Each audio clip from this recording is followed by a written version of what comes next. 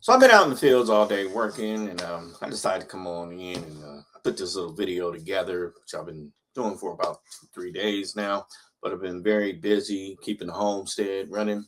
So the thing is this: the whole world just don't understand what Trump is saying or doing.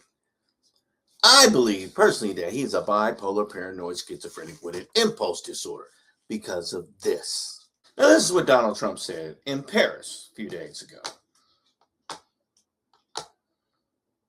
Can I follow up quickly on something you said at the press conference? You said you don't mind Iran having ballistic missiles. Can you elaborate on that? I want to make sure we understand your position. No, I'm saying that if other countries have them, it's a little bit unfair for them not to have some. The conventional ballistic missiles, which we'll be talking about, and support. I mean, they have to have some because other people have some. They got to have some. Now, that is 2 times very directly that he's stating that we're going to allow them to have ballistic missiles because they got to protect themselves and other people in the regions have them, right? Now, once these statements were made by Trump, the very next day, Bibi had something to say about that. Of how fragile it is, Netanyahu today called for Israel to break free from the dependency of U.S. arms. How do you read that? It sounds like he is not going to regard the MOU moving forward. It sounds like things are not well between the Trump administration and the Netanyahu government. Now follow closely, because after Bibi made those comments, we were on our way to do the second round of negotiations. While J.D. Vance was in the air, Donald Trump was giving a rally at a truck business, and this is what he said. No missile capability, no nuclear program. It's a little hard, though, when you say that somebody wants it, other people have it, other adjoining states have it, and you're not letting them have it for purposes of electricity and things like that. It's always a little tough. You have to use a little common sense. Well, say, did Bibi change his mind? So those are 2 instances where Donald Trump said, hey, they can have ballistic missiles. Hey, they can enrich up until the point of be able to use it for, commercial electricity use. And then now he's all like, no, I don't want to do any of that. Right after Bibi said he was going to pull out from getting arms from America because we're trying to tell them what to do in Lebanon. Listen close. Leaving them without any nuclear capacity, and they've agreed to that? Iran's foreign ministry spokesperson also said, we have no plans for the IAEA to inspect Iran's nuclear facilities that were damaged as a result of the enemy's aggression. We have not had any meeting with the director general of the IAEA. So, during a rant, these are Trump's now wishes, because Mr. Netanyahu has gotten very upset with Trump. He doesn't want to leave Lebanon. He doesn't want to stop no ceasefire. They are with the Greater Israel Program.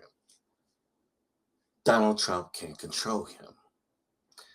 That, along with this, the report saying, why you lying?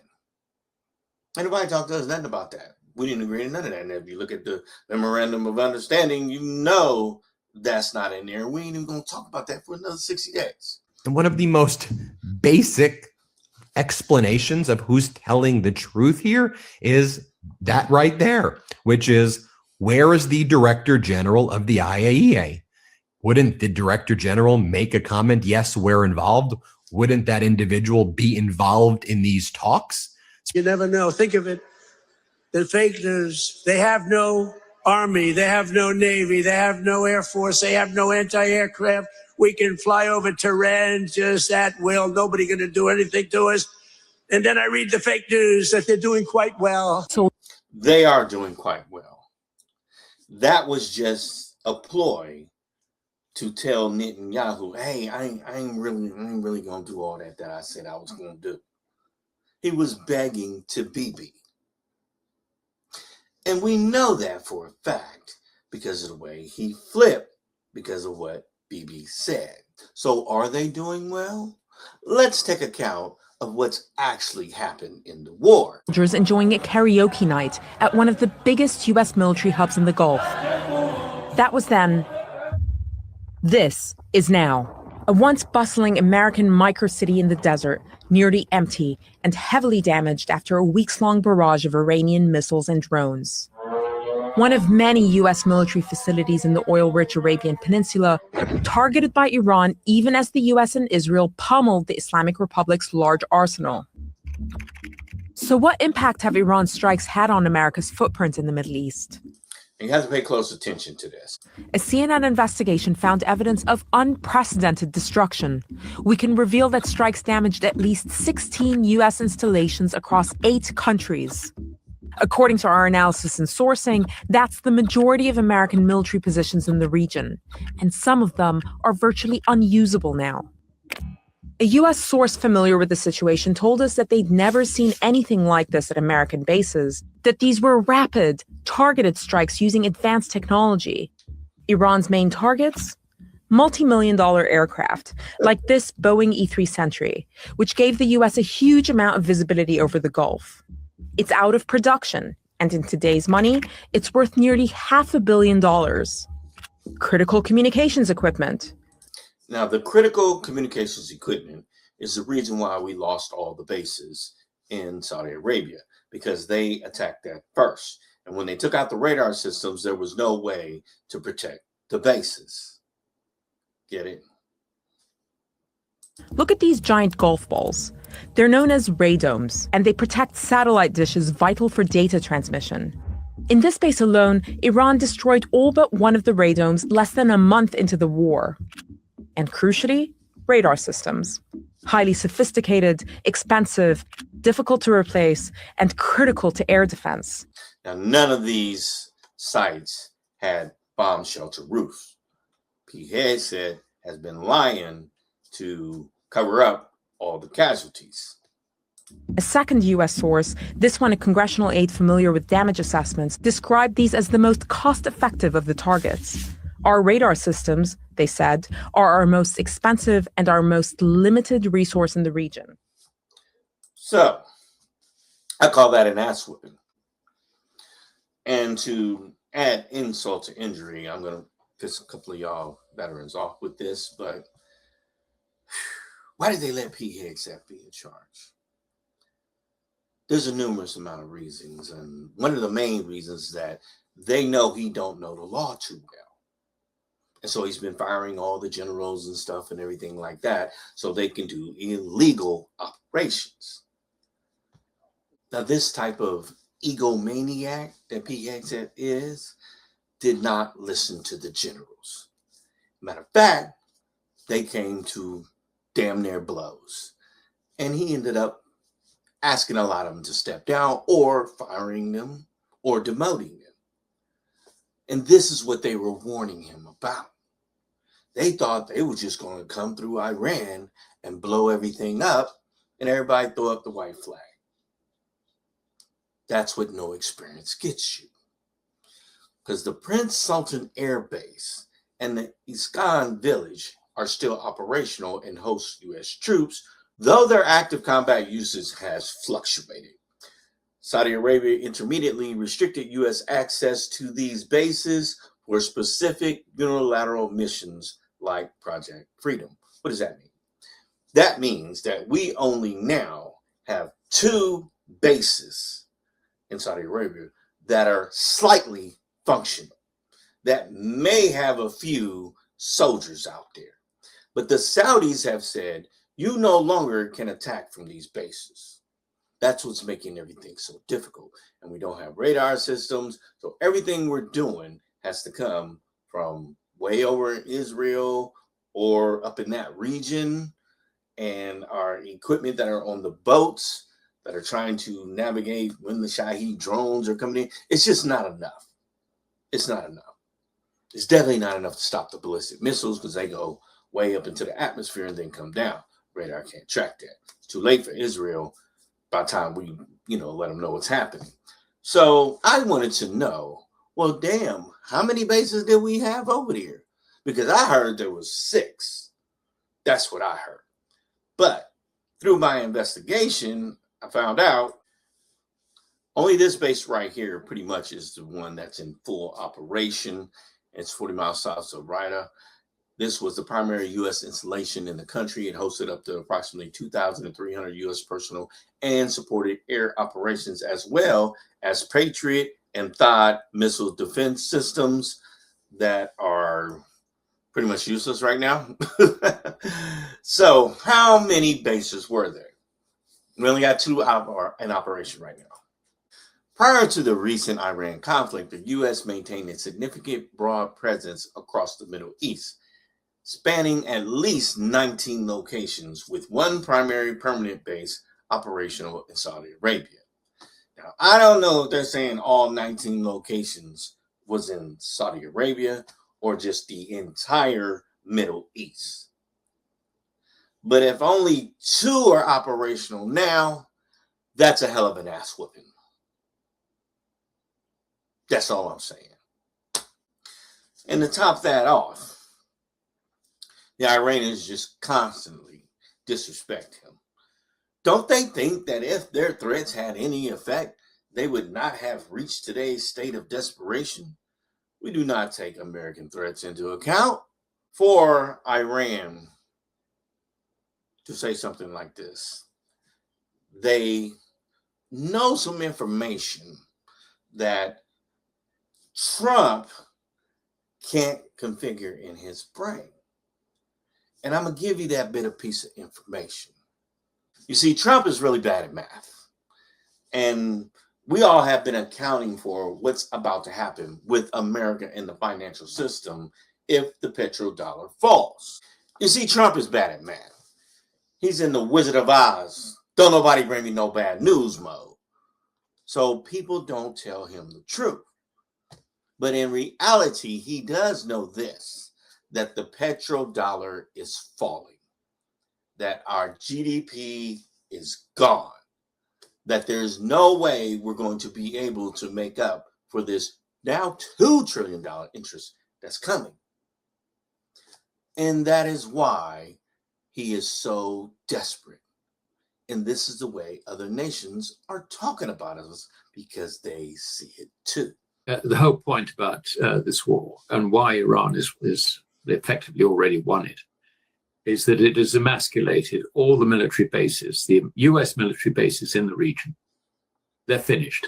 They're effectively non-operational. Remove them, remove the American influence. And that does mean that countries like Saudi Arabia, for example, without American influence, they've got to actually think about their future. And of course, their trade future is not with America. They hardly send anything to America. Their trade future is with China.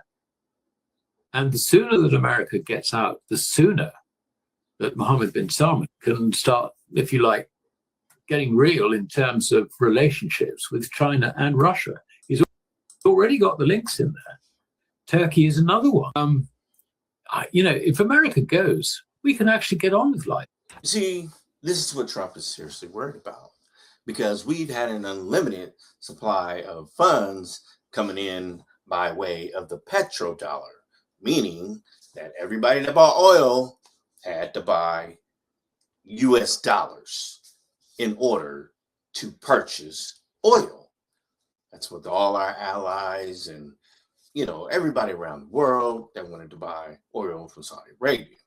Since the BRIC nations have came up, all the places that we use the dollar as sanctions against, saying that we weren't going to deal with y'all can't deal with our countries anymore. And we took a few, $1 billion worth of their investments in America because of sanctions.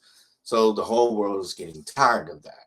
They said, why should we be beholden to this one currency? So they've been setting up another system. I'll get to that in a minute.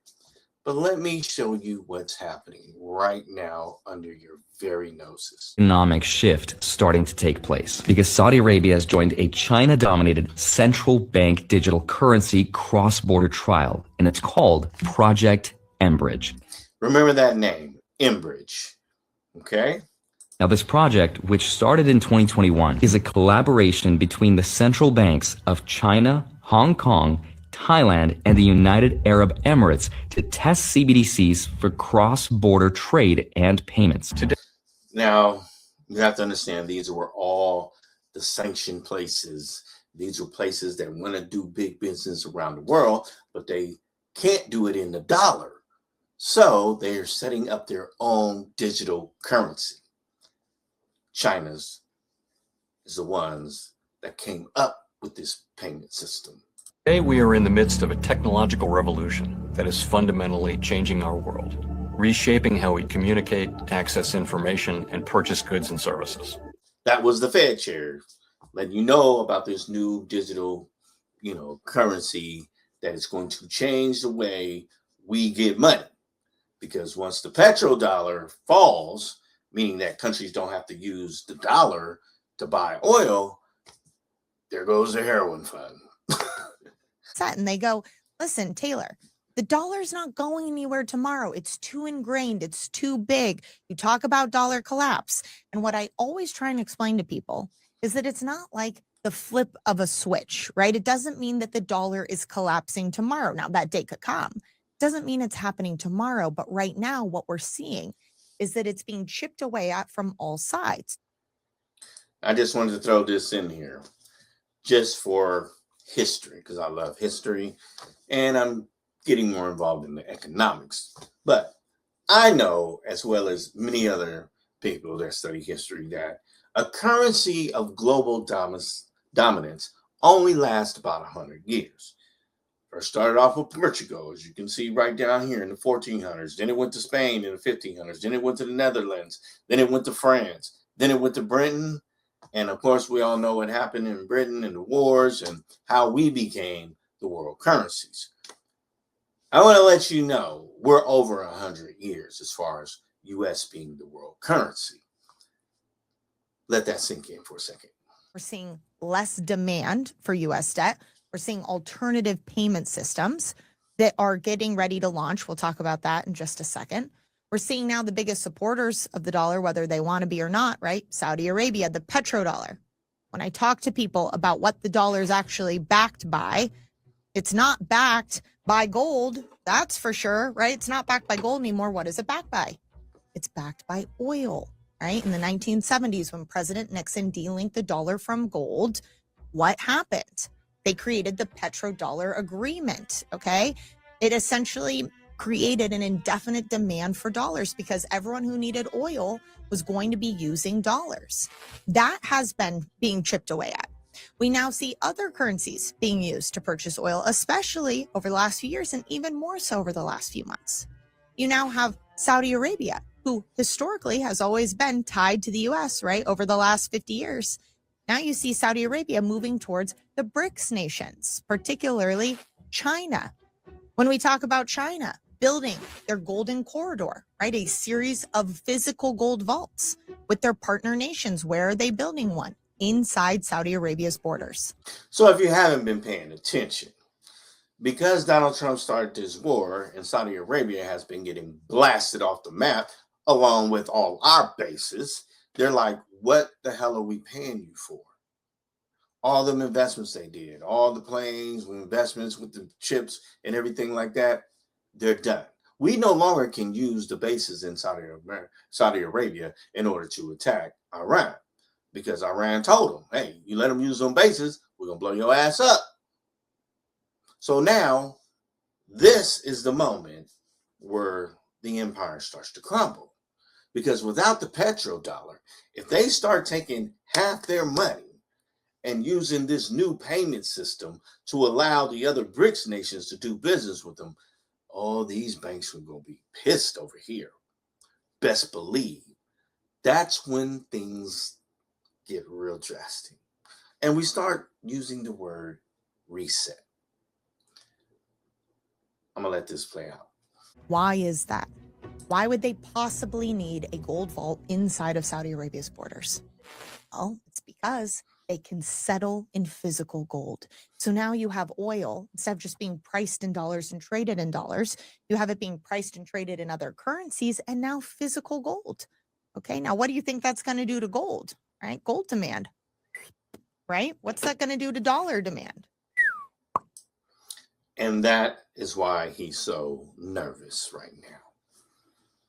The dollar is about to fall. Let me go further. Okay, that's exactly how this is going to work. So grandma over here begging that they come and join the Abraham Accord. My phone is ringing off the hook because he said I should link the two. He's saying to the Arabs, look what I've done for you. He saved MBS. He's the best friend Israel's ever had. Everybody in the region should rally around the idea of adding Saudi Arabia and other countries to the Abraham Accords. Oh, all you done for them. Oh, okay. Well, let's see. What all have you done for them? Direct military and infrastructure strikes, energy and infrastructure damage, air base and military targets blowed up, civilian casualties and property. Then you got the proxy war, the Strait of Hormuz closed, it's causing all kind of crowd. Got that war going on down in Yemen that's about to start back up with the Houthis, not to mention Hezbollah. So I'm sure they're ready to kiss y'all ass right about now, ain't they? Now, many of y'all don't know what the Abraham Accord is. The Abraham Accord was a series of historic agreements brokered by the United States that established formal diplomatic, economic, and securities normalization between Israel and several Arab and Muslim majority nations. Now, the core signers, you didn't know, you guys supposedly have to pay $1 billion to get on this board of Abraham. It was brokered by the United States, right? Y'all remember that little bull crap. But the people that have joined so far is the UAE, Bahrain, Morocco, Sudan, and Pakistan. That's it.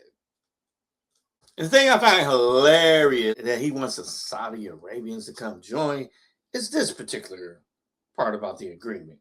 Regional security, facilitating mutual defense cooperation, counterterrorism, and intelligence sharing, particularly concerning shared strategic threats in the region. Why the fuck would I join you when my shit all blowed up? And your shit blowed up. Make it make sense. So now Marco Rubio and Miss Grandma Graham is running all over the world, cucking for Israel, trying to make Trump look good, saying, we sorry, y'all, please don't do us like this, don't do us like this, don't go nowhere. They were trying to convince them to come join the Abraham Accord after all this shit didn't happen. And see, the way they are so freaking blinded, actually, they're not blinded. They're just doing that for you, for their audience. Look what all we done for Israel. Look what all we done for Saudi Arabia and the Muslim countries. You mean like kicking them out? Oh, and then Marco Rubio had the nerve to say, yeah, they ain't going to be charging no fares. They already charged fares. In the beginning, that's why you started the blockade, because they were stopping all the American allied ships from going through, and they were sending all their ships through with a toll. They already did it. We know it's going to work fine. They've been doing it already. People have been paying it. Okay, if you're paying someone to go there, I don't care if you call it a fee or a toll or a donation, it's a toll. That's how we're going to define it. That's international waterway. There isn't a nation on earth that supports having to pay money to go through the straits. They've been paying a toll. But here's the part that's really just asinine. For him to say, it's international waters. Anybody can run through there. Well, unless you're off the coast of Venezuela or Cuba. I mean, aren't we doing a blockade over there in international waters? Aren't we blowing up fishing boats in international waters? What do you mean anybody can just run through there? What's good for the goose?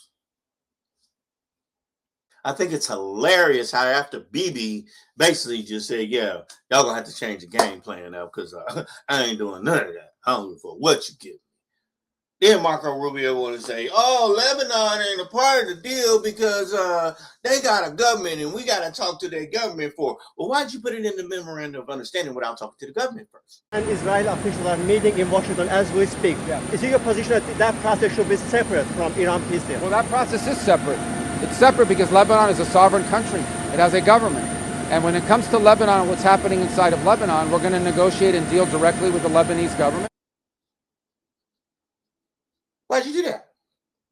I mean, Trump read the memorandum of understanding. Lebanon was clearly in there, made all that big hubbub about a ceasefire with Israel and Lebanon, said that they signed the agreement until Bibi came out and said, fuck you.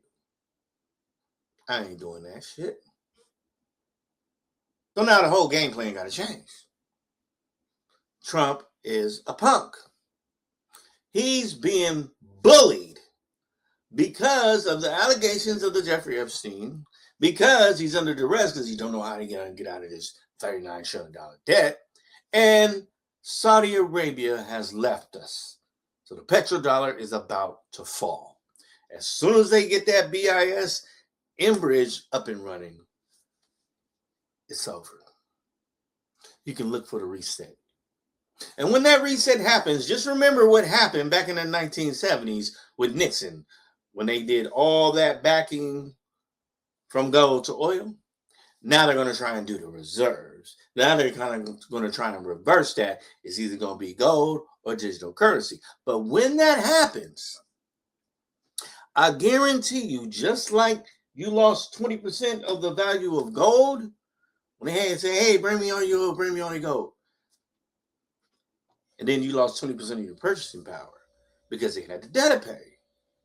So guess what's going to happen to your money? Guess what's going to happen to your stocks? Guess what's going to happen to your 401k? I'm pretty sure it's going to be a 10-to-1 ratio. So if you got 100,000 in the bank, it's going to be worth 10,000. That's what happens in a reset. But that $39 trillion debt will be cut down. We did it before. Saw happening in Mexico, and I've also studied other resets, right? Mexico. Reset. You're about to learn why we are in dire straits right now. I'm not saying it's going to happen now or in a couple of months. It's just going to happen because we have a president that is fast tracking it. He's trying to stop it, but he's just too incompetent to realize how bad it really is for America, because he is making a killing personally. And so is all his little, PayPal mafia friends. But I want you to listen very, very carefully. I showed you the chart about how every 100 years, the world currency changes countries. So how do we know this is going to happen? Venezuela, you've had Cuba, you've had North Korea, you've had Russia, you've had Zimbabwe, all these other countries. And it's interesting that when you look into it, the symptoms before are very similar. Mm-hmm. So there's a couple things that are consistent throughout symptoms. So he just named all the nations where their currency had to be reset and the whole financial empires collapsed. Zimbabwe, Venezuela, Cuba, Russia, like all of these places, their money became worth nothing. Just to let you know what he was talking about there. Number one is unsustainable debt. Okay, when a country can't service its debt, mm-hmm. then it has to do something, right? The other thing is what's called trade imbalances. So this is what Trump originally started the trade war over, because he said we were totally dependent too much on China. There was a reason for that. And we all know that we'd have $39 trillion deficit. I believe that's the most in the entire world of any country. Okay, so pay close attention. These are the symptoms. Deficit that we can't service, meaning we can't pay that. We're not coming up with $39 trillion. Out of the whole 2025, we only made $24 trillion out of 350 million people and businesses in the United States. So we can only pay the interest, which is now going up to $2 trillion. That's kind of hard to do when you're in the red every year, meaning we didn't do better than we did last year. Meaning other countries like China are having $1 trillion surplus while we're in the negatives. We got to print more money. Remember the symptoms. Trade imbalances is when a country is importing, exporting, but there's a trade imbalance where you want to be on the positive side of it, not the negative. So if you're on the negative side, that's a problem. Then you have a thing called imposed tariffs. So what I'm explaining to you or trying to show you is that we all been thinking that Trump wants to be a king and, increase the borders, the culture war thing, the oil taking over Venezuela. He wants the whole Western hemisphere and all that. These are all just distractions because we needed a way to be able to do peace through power, meaning become a bully, a warmonger, because nobody's doing business with us.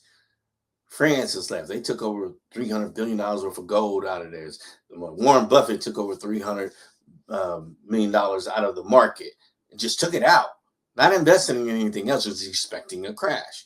What we're talking about is the devaluation of the dollar, okay? Because they see all the signs. If you want, take your time, go look at all these financial, podcasters, and you'll start seeing the word reset.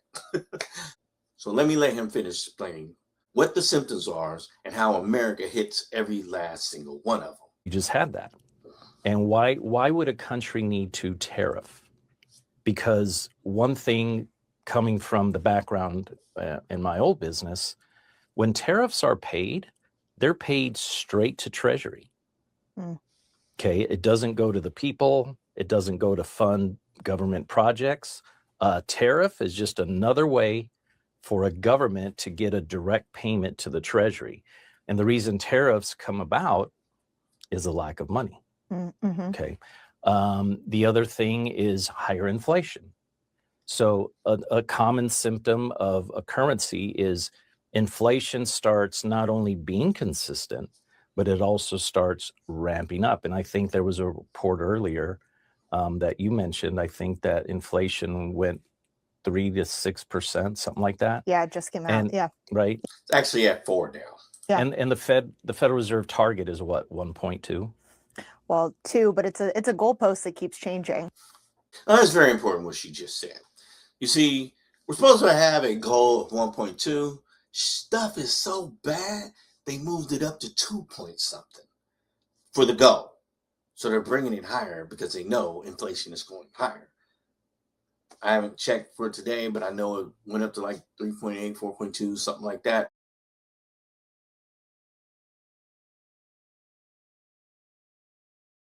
So we checked that box also. So the talks in Iran are very important to Donald Trump. And he just doesn't have the mind state. I don't know if he's too old, he just can't comprehend, or if he's just a brat that's just used to getting his way, and everybody around him, because of the money, they want to please him. And running countries don't work like that. It don't work like your personal business at home. So he's going to have to actually really wheel and deal, and we're going to lose on this deal. I'm going to tell you that right now, because nothing is going back to normal. Saudi Arabia, once they get this BIS up and running, if you don't know, that's the currency system we're talking about, where they can deal with other countries and stuff and everything like that, then our GDP, what we rake in from the petrodollar, is going to fall drastically. I mean, drastically. So this is Iran telling them, look, all that stuff you're doing to please Bibi and talking one way on this side of the country, and then you go back home and you talk another way to Bibi, that shit don't work. Iran's President Pezeshkian, the effectiveness of the talks depends on full commitment to the agreed obligations and their precise implementation. Progress on this path will be measured by practical adherence to accepted responsibilities.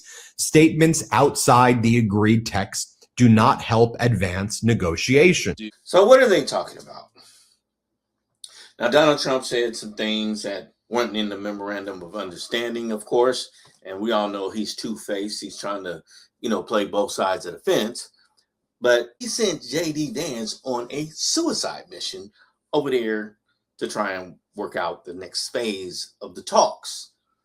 wasn't as high of a priority for us for obvious reasons, but we wanted to make sure that we set up a process where if we ever unfreeze Iranian assets, we can ensure that that money, that Iranian money, goes to help the people of Iran and not to fund terrorism. So Jared Kushner actually came up with a very interesting solution with the Qataris, where basically, again, if there is any frozen Iranian assets that are unfrozen, then we have approval over that process. The Qataris have approval over that process.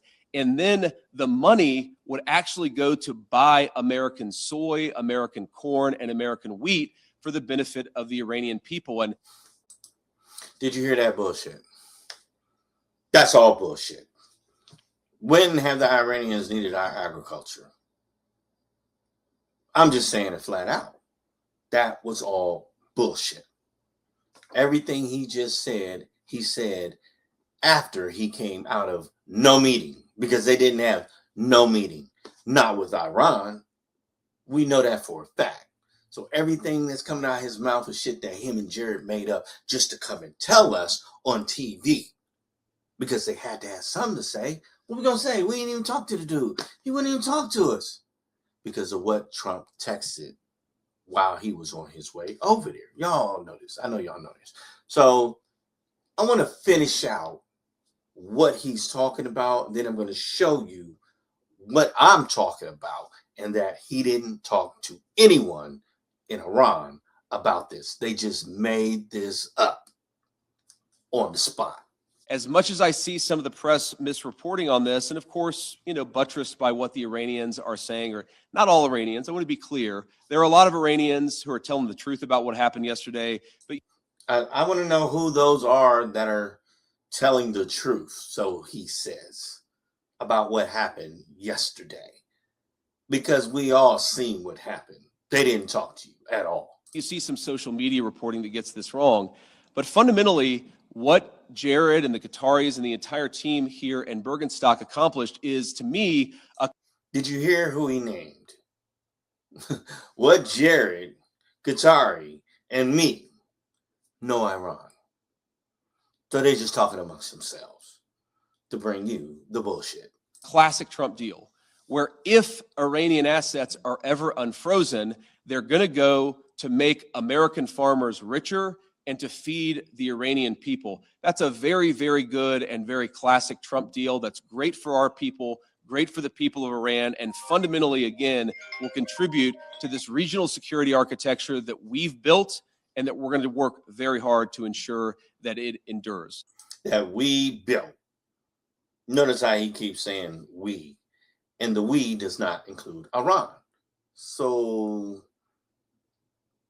you talking about nothing. That's why they laugh at his. Stop lying about the deal. Sure. To buy American soy, for example. Is that something that was raised yesterday that they've already agreed to? The Iranians have already agreed to that? Yeah, that was something. He said, so about the unfrozen funds, he says it's going to go to, the agriculture. They're going to have to use that money to buy, Iran. They're going to have to use the money to buy our agriculture. And you said Iran agreed to that. Listen closely. She's trying to get confirmation, because that is what he said in the press conference after he hasn't even said a word to Iran, because they cold-shouldered his ass, treated him like a stepchild. Didn't even shake his hand, greet him, look at him, nothing. That came up yesterday, and we actually asked the Qataris to help us set up. We asked the Qataris because Iran wasn't there, period. We asked the Qataris to set up some type of mechanism. The mechanism so that we can ensure that the money goes where we want it to go. Where we want it to go. Once again, no Iran involved. And they agreed to do that. We have a good relationship. And they agreed to do that because we have a good relation. He's talking about Qatar, who he asked, hey, y'all gonna help us with this when the time comes? And they look at him like, yeah, right. Yeah, sure, JD. Mm-hmm. Yeah, you go talk to Iran now. That's what they said. So I know many of y'all probably don't listen to things like that, like real intricate and everything. But in order for you to make a good decision this coming November, you need to really hold on to all these little intricate things so you don't forget. Donald Trump is going to try and sway some of these voters some kind of way. He's trying to say that they just passed that. If you didn't know, that's going to probably eliminate 21 million. Estimates say 21 million voters for one reason or another. Whether you're married and change your name, whether you're a recent, citizen, just because you can't find your birth certificate, you can't get a passport, they estimate around 21 million people are not going to be able to vote because they passed this SAVE Act. Now, the way I know that I'm seeing this correctly is because the way they treated him. I'm sure y'all have seen it. If you've seen The Daily Show with Jon Stewart, I mean, he just totally crashed out on J.D. Vance because he made us look so insignificant on a world stage. I want to know what you would have done if you was J.D. Vance and they were just bypassing you like that and you sitting in the corner picking your nose. Officials during those weekend talks in Switzerland. There's a viral video going around that showed Vance standing alone as leaders around him exchanged hugs and greetings.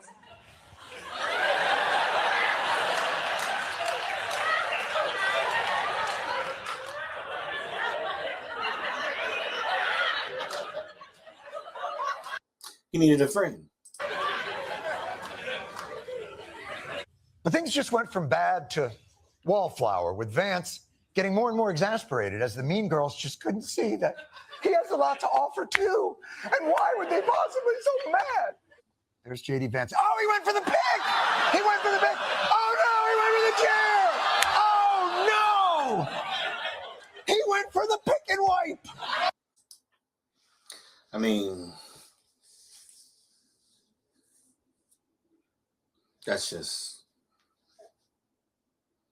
horrible. That's horrible. You can't put that no other way. He was picking boogers. And you think he was talking about a deal?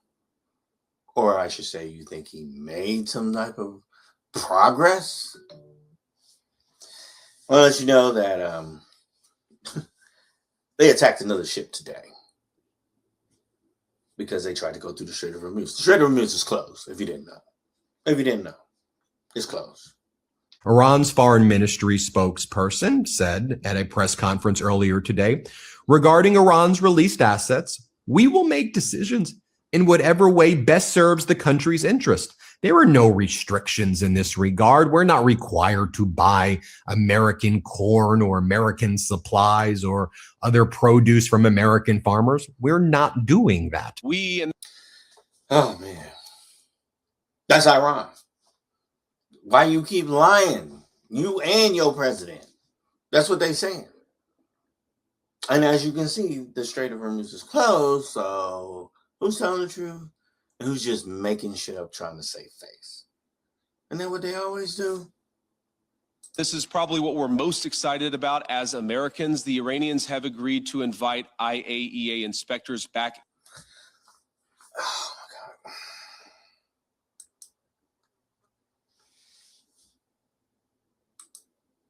The fact that he's even sitting here mentioning that, it just burns me up because isn't that what the original deal was that Donald Trump tore up?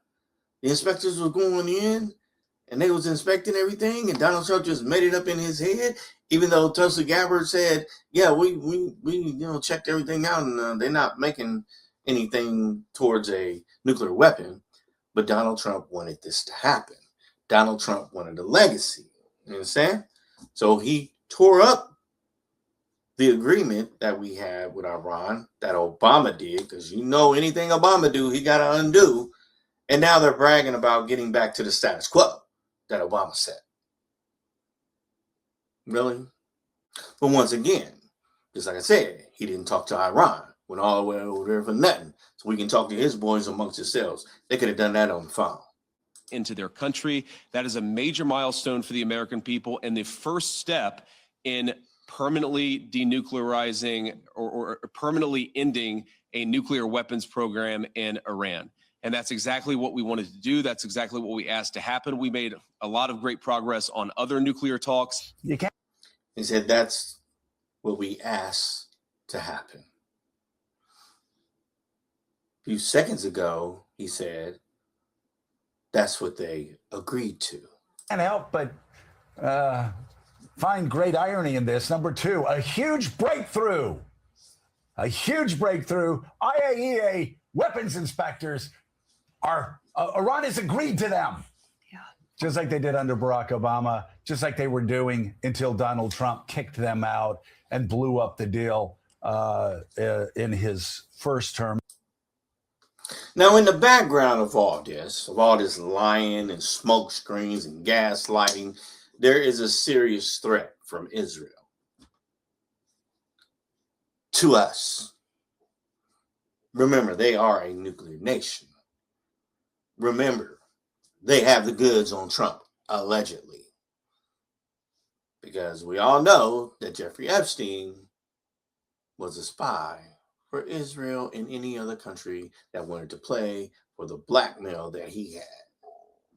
So, keep that in mind as you listen to the ex-MAGA supporters that know what's really going on because they were on the inside and they still have a lot of friends that are on the inside Trump's administration.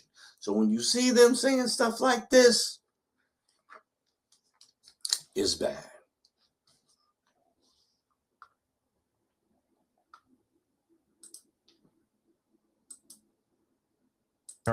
I think Israel's a threat. Israel has one trump card. It's nuclear weapons. And you don't want to put Israel in a position where they feel they have no choice but to use those weapons. I think Israel's always been a lot closer to using nukes than any other country.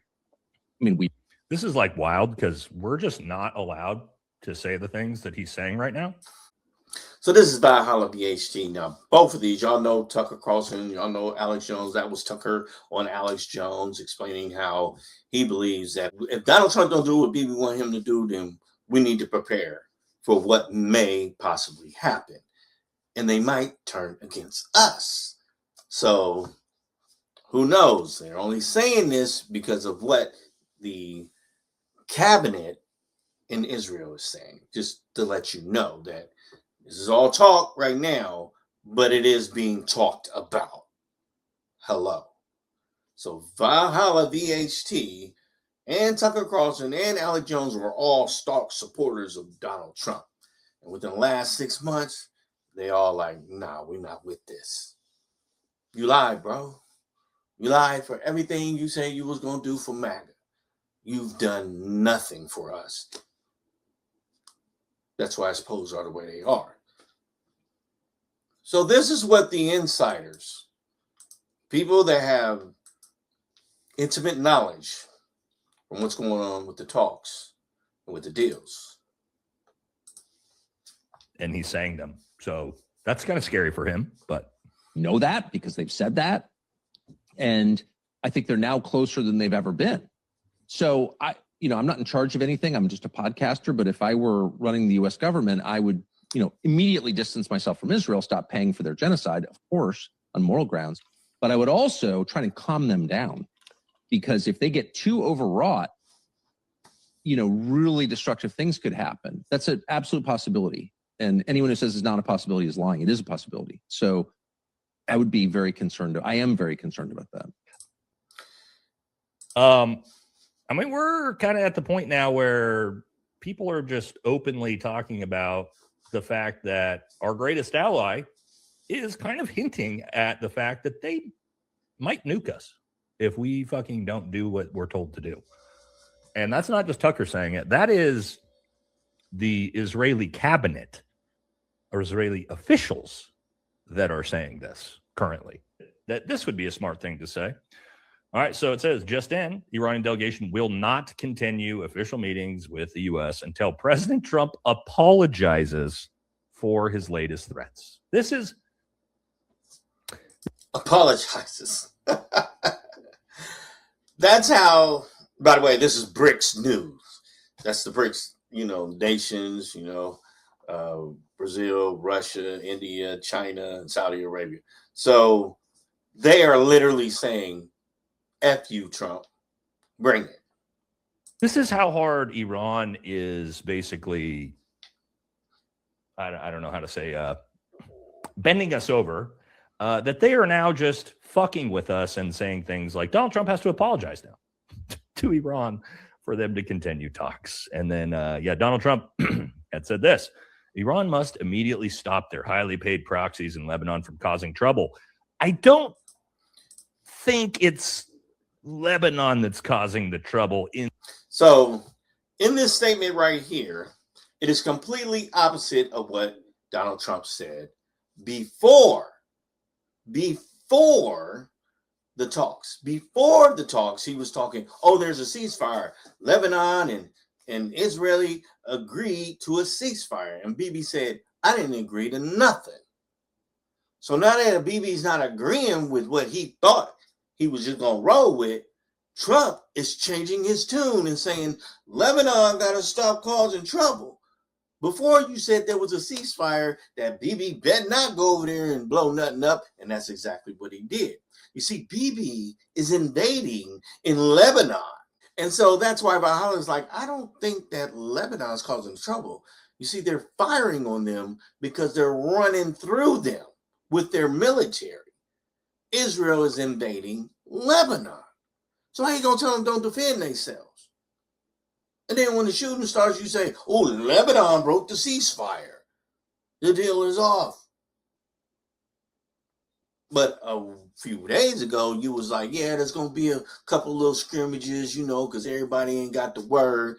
And but he going to stop. He ain't going to do nothing because I told him to stop. I told him I was upset. Inside of Lebanon, we'll talk about that in a second. If they don't, we'll hit Iran very hard again, just like we did last week, only harder. President Donald J. Trump. And Iran got up, walked out, and said, go fuck yourself. So I didn't want to make this video too long, but I just wanted to give you the basics of what's happening. And now you know that they are just trying to play both sides of the fence. We're in a world where everybody has access to the internet and phones. It's not like what you say over here, they're not going to hear over there. I don't know what the hell they're doing, but it's too obvious. They're not good at this. And if you've seen all the things that's happening in the courts, oh my God. Trump's DOJ, the reflection pool, the slush fund for the J6ers, everything he's trying to do is now coming to bite him in the ass. And now they're just desperate. They're just desperate. But what do I know? I'm just a simple homesteader, and I'm just saying.